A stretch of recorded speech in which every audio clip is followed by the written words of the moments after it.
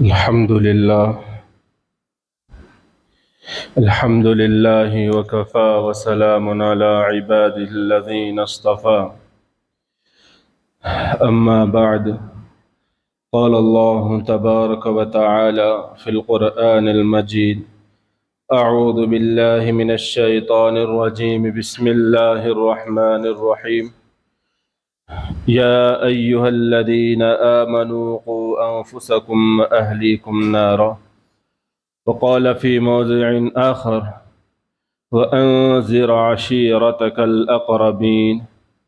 صدق الله العظيم. اللهم صل على سيدنا محمد وعلى آل سيدنا محمد وبارك وسلم. اللهم صل على سيدنا محمد وعلى آل سيدنا محمد وبارك وسلم. اللهم صل على سيدنا محمد وعلى آل سيدنا محمد وبارك وسلم. بڑے ہی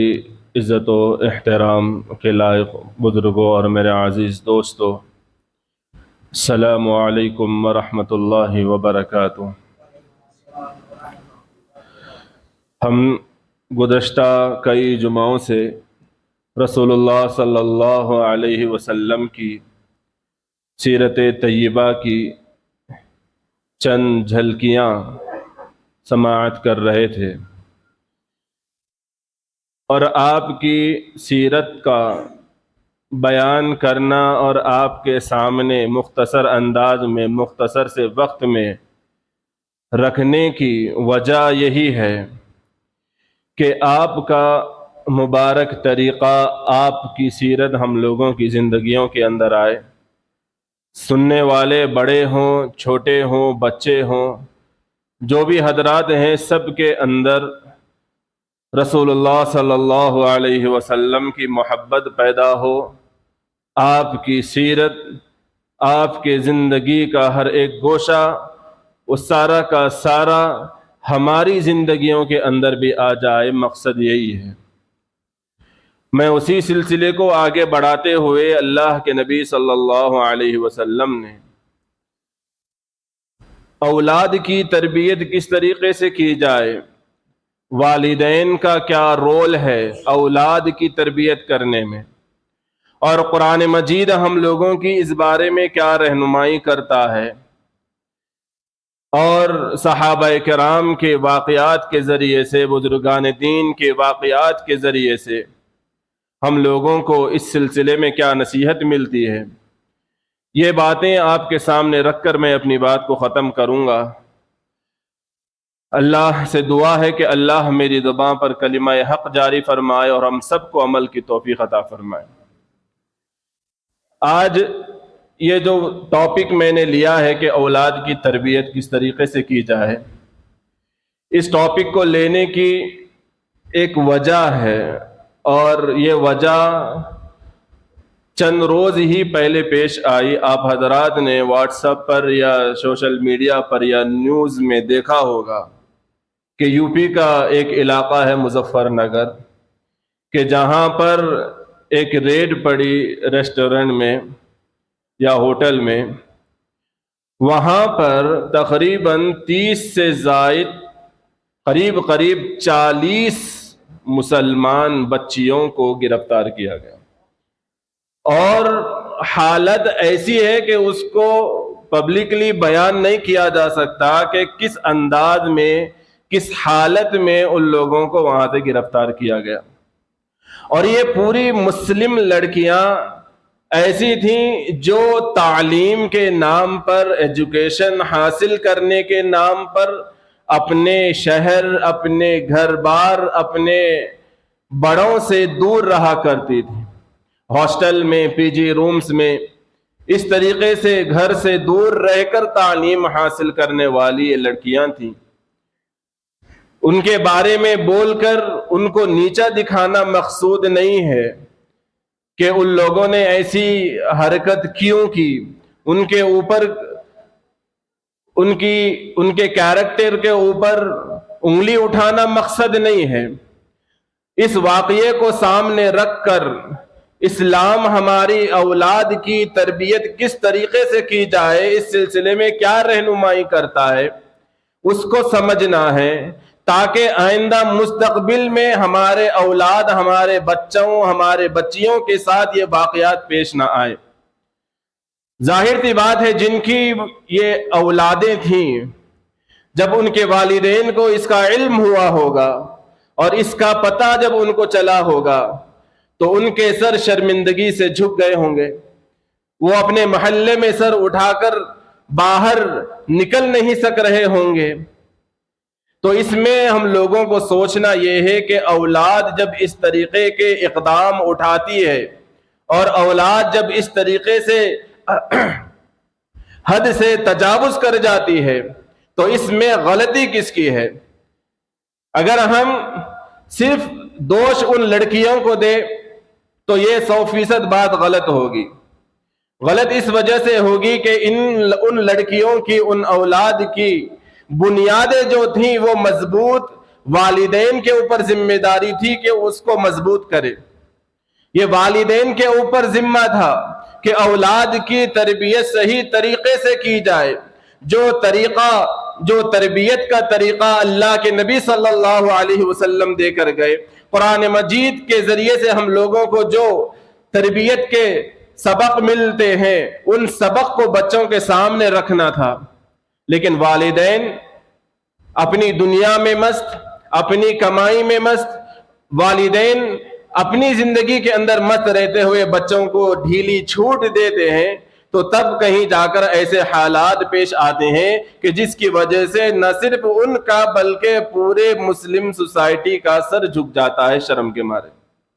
تو آئندہ ایسے واقعات مستقبل کے اندر نہ ہو، ہماری اولاد اس طریقے کے اقدام نہ اٹھائے، تو اس کے لیے ضرورت ہے کہ ہم اپنی اولاد کی تربیت کی ابھی سے فکر کریں، چاہے وہ ابھی نرسری میں پڑھنے والا ہو، یو کے جی ایل کے جی میں پڑھنے والا ہو۔ اگر عمر بڑھ چکی ہے تو اس حالت میں، عمر کے اس دور کے اندر بھی، عمر کے اس پڑاؤ میں بھی بچوں کی تربیت کرنا یہ والدین ہی کی ذمہ داری ہے۔ یہ ذمہ داری اکثر و بیشتر مکاتب کے اساتذہ، مدارس کے اساتذہ تقریباً اس کو پورا کرنے کی کوشش کرتے ہیں، لیکن جو بچے صرف انگریزی تعلیم کے پیچھے لگے رہتے ہیں، مکتب اور مدرسوں اور مساجد کا رخ نہیں کرتے، ایسے بچوں کی پوری ذمہ داری والدین کے اوپر آتی ہے۔ اگر ان کی صحیح طریقے سے، صحیح معنوں میں تربیت نہ کی جائے تو یہی ایسے نوجوان، یہی جب جوان ہوں گے تو یہی ایسے مسلمان نوجوانی کے عالم میں کچھ ایسے کام کر جائیں گے کہ جس کی وجہ سے اسلام کی بدنامی ہوگی، مسلمانوں کی بدنامی ہوگی۔ تو اللہ تبارک و تعالیٰ نے اولاد جو ہم لوگوں کو عطا فرمائی ہے،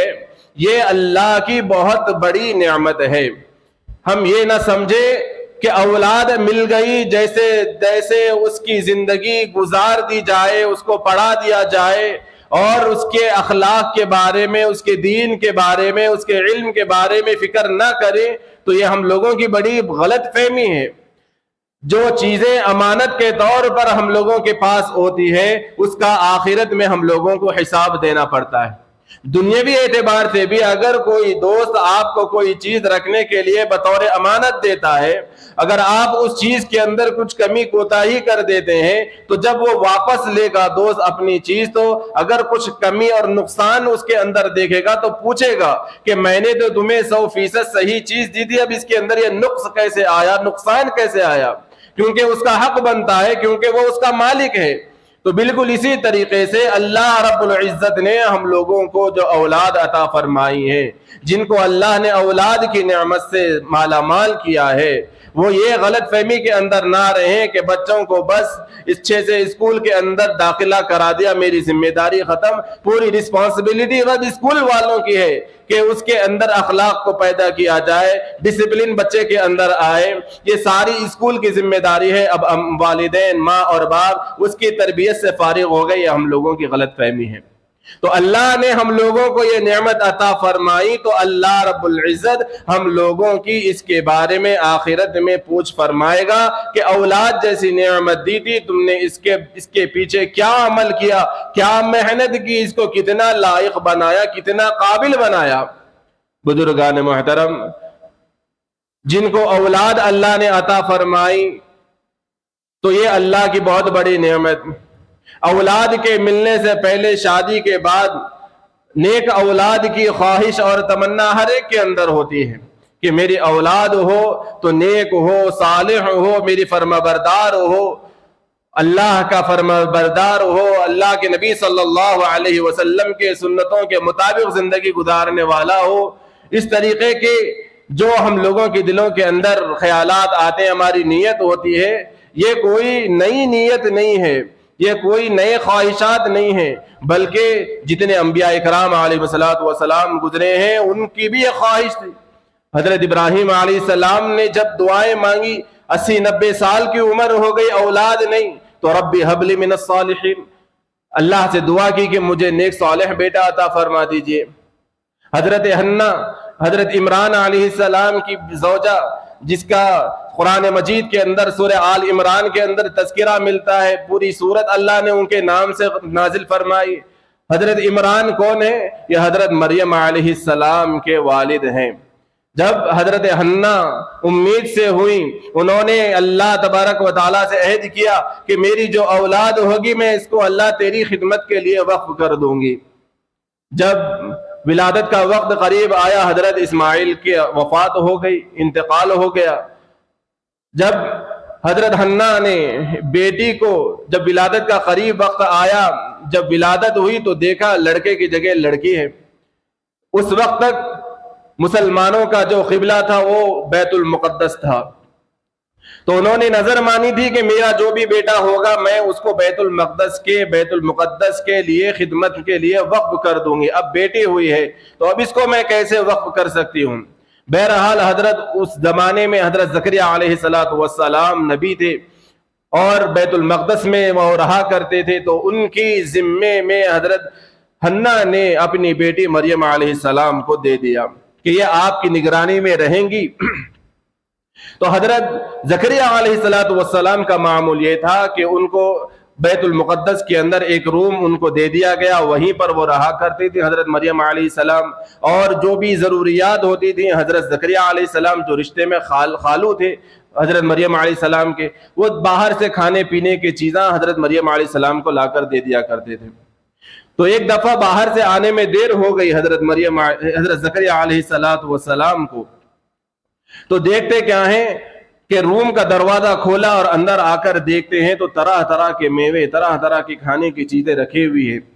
تو حضرت زکریا علیہ السلام پریشان کہ میں نے تو کچھ لا کر دیا نہیں اور اس کی چابی میرے پاس ہے، دوسرا کوئی آ سکتا نہیں، تو تمہارے پاس یہ ساری چیزیں کہاں پر آئیں؟ اللہ تبارک و تعالیٰ نے اس کا ذکر کیا، وجد عندها رزقا، کہ یہ سارا رزق تمہارے پاس کہاں سے آیا؟ تو مریم علیہ السلام نے فرمایا کہ قال یا مریم انا لکی ھذا قالت هو من عند اللہ۔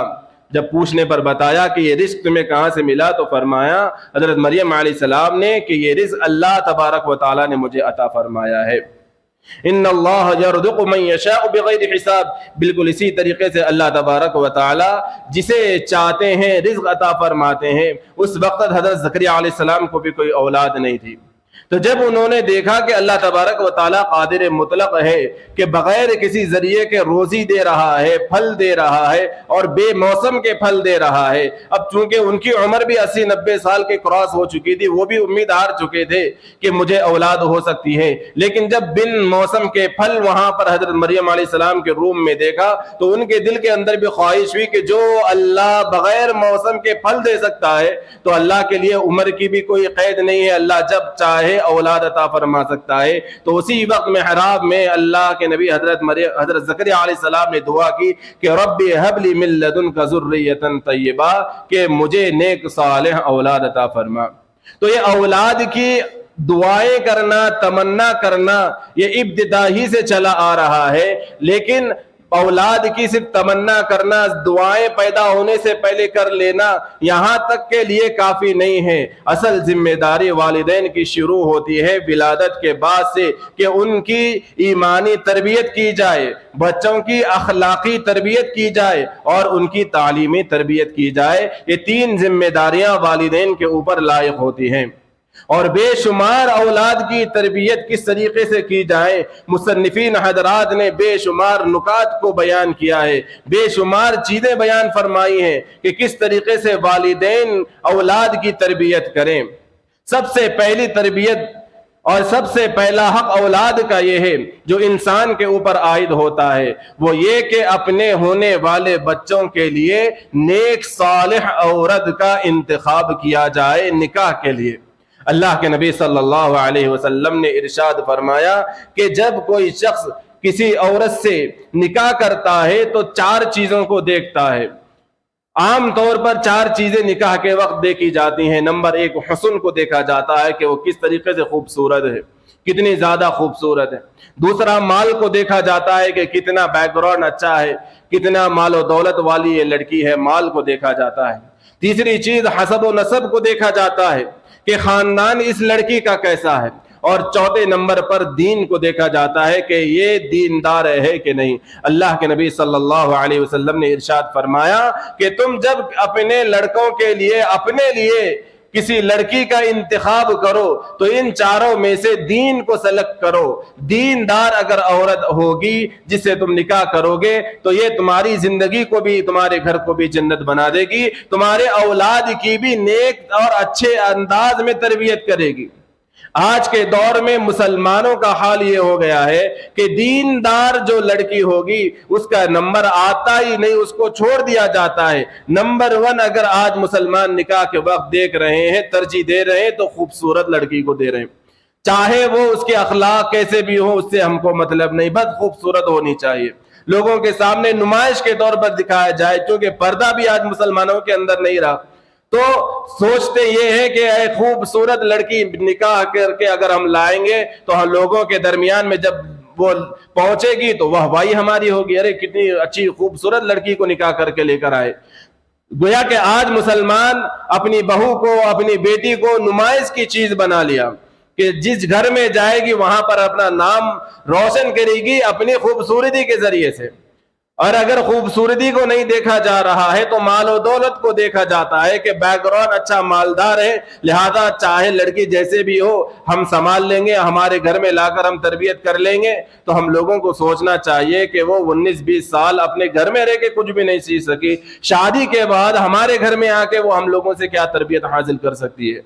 تو کہنے کا اور عرض کرنے کا مطلب یہ ہے کہ اگر نکاح کے وقت میں لڑکی کا انتخاب اس طریقے سے کیا جائے کہ وہ دیندار ہے، نماز روزے کی پابند تو ہر مسلمان عورت اور مرد کو رہنا ہی ہے، اس کے ساتھ ساتھ اس کے اخلاق کو، اس کے کیریکٹر کو، اس کے کردار کو دیکھنا ہے کہ کس طریقے سے دین اس کی زندگی کے اندر ہے۔ تو اللہ کے نبی صلی اللہ علیہ وسلم نے فرمایا کہ یہ 4 چیزوں میں سے ترجیح دینا ہے تو دیندار عورت کو ترجیح دو، اگرچہ اس کے پاس مال نہیں ہے، اگرچہ اس کے پاس اتنی خوبصورتی نہیں ہے، اگرچہ وہ عالی خاندان و نسب سے تعلق رکھنے والی نہیں ہے، اگر اس کی زندگی کے اندر دین ہے تو یہ عورت تمہارے گھر کو بھی جنت بنا دے گی، تمہاری اولاد کو بھی قابل بنا دے گی، اولاد کی تربیت بھی اچھی طریقے سے کرے گی۔ تو اللہ کے تو پہلا حق اولاد کا یہ ہے کہ تربیت کرنے کے لیے نیک صالح عورت کا انتخاب کیا جائے نکاح کرنے کے لیے۔ حضرت عمر رضی اللہ عنہ کا واقعہ بڑا مشہور ہے، بارہا بار ہم نے سنا ہوگا۔ حضرت عمر رضی اللہ تعالیٰ عنہ کا جو دور خلافت تھا وہ بڑا اسٹرکٹ تھا، قانون بہت سختی سے نافذ ہوتے تھے، اگر کوئی اس کی لاپرواہی کرتا تو سزا بھی فوراً مل جاتی تھی۔ تو ایک مرتبہ حضرت عمر رضی اللہ تعالیٰ عنہ اپنی عادت کے مطابق اپنے علاقے کا چکر لگا رہے تھے، ٹرپ پر دیکھنے کے لیے نکلے ہوئے تھے کہ لوگوں کا کیا حال ہے۔ تو ایک گھر کے سامنے سے حضرت عمر رضی اللہ عنہ کا گزر ہوا، اندر سے ماں بیٹی آپس میں بات کر رہے تھے، باہر تک آواز سنائی دی، تو حضرت عمر رضی اللہ تعالیٰ عنہ گھر کے دروازے کے پاس کھڑے ہو گئے، کھڑے ہو کر ماں اور بیٹی کی باتیں سننے لگے۔ اور ماں کا جو پیشہ کاروبار تھا وہ دودھ کو بیچنے کا تھا. اب دودھ اس وقت کم تھا. ماں نے بیٹی سے کہا کہ اب کوئی یہاں پر موجود نہیں ہے, دودھ بھی تھوڑا کم ہے, کوئی دیکھنے والا نہیں ہے, لہذا تم دودھ کے اندر پانی ملا دو, کسی کو معلوم نہیں ہوگا. اور اس وقت تک حضرت عمر رضی اللہ عنہ نے یہ حکم جاری کر دیا تھا کہ دودھ کے اندر پانی نہیں ملایا جائے گا. تو بیٹی نے کہا کہ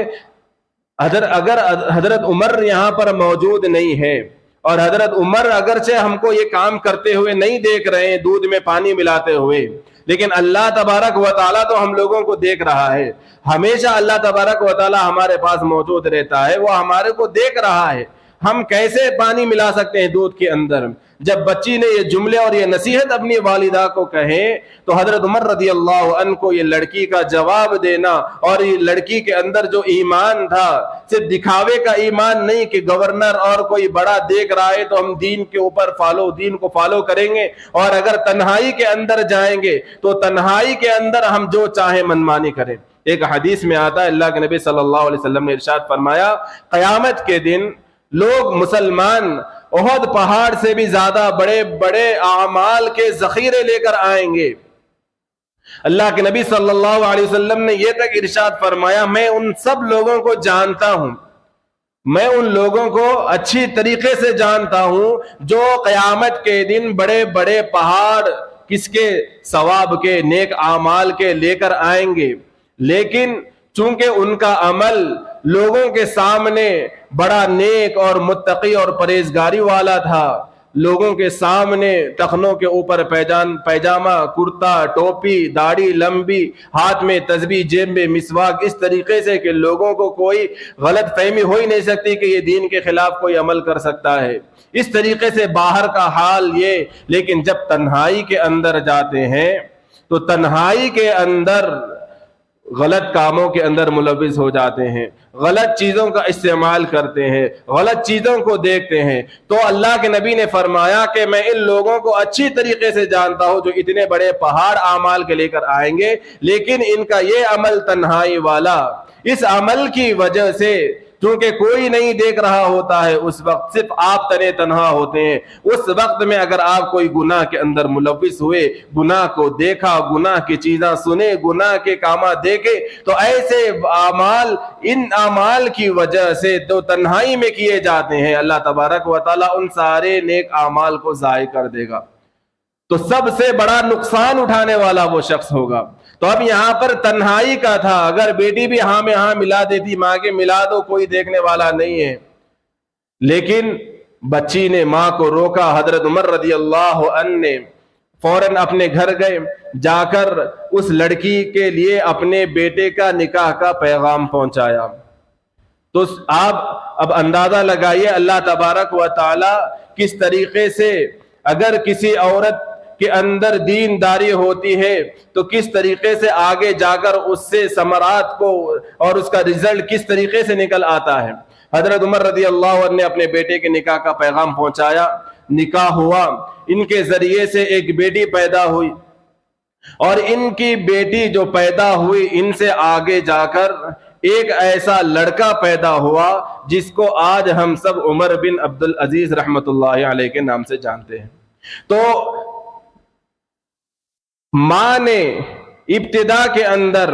اپنی دینداری کا ثبوت دیا, اپنے ایمان کو مضبوط بنایا, تو اس کی نسل میں اللہ تبارک و تعالیٰ نے ایسا نیک صالح بیٹا اللہ تبارک و تعالیٰ نے عطا فرمایا. تو پہلا حق اولاد کی تربیت کے لیے یہ ہے کہ صحیح عورت کا انتخاب کیا جائے, یہ سب سے بڑی چیز ہے. جب اولاد ہو جائے تو اس کے بعد اس کے ایمان کو بنانے کی فکر کرنا ہے, اس کا ایمان کس طریقے سے, کیونکہ اللہ کے نبی صلی اللہ علیہ وسلم نے ارشاد فرمایا کہ ہر بچہ فطرت اسلام پر پیدا ہوتا ہے,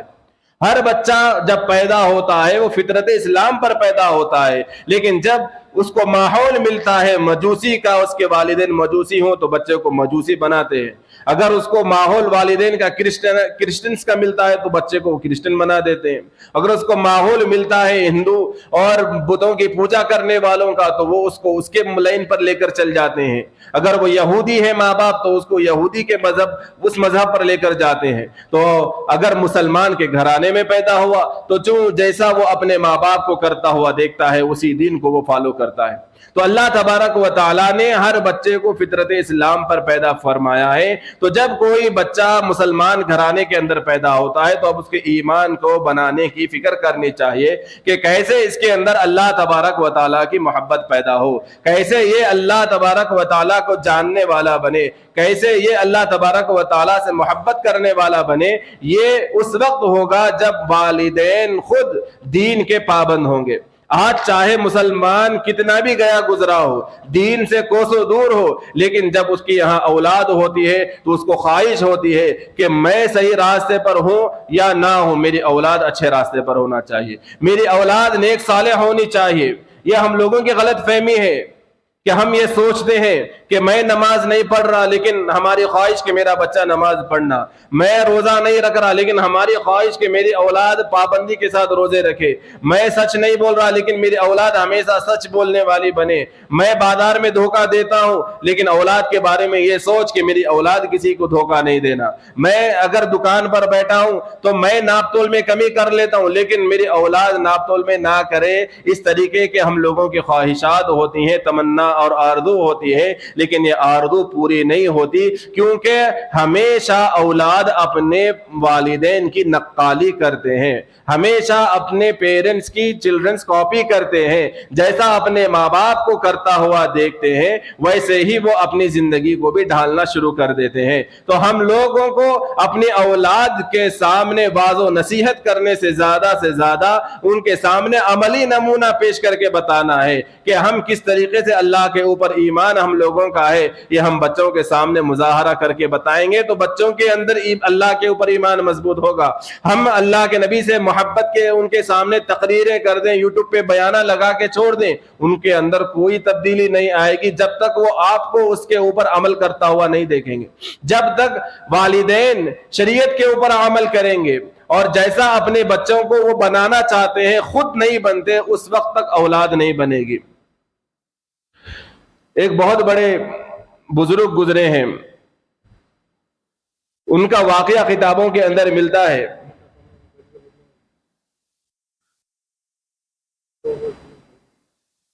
کہ ان کی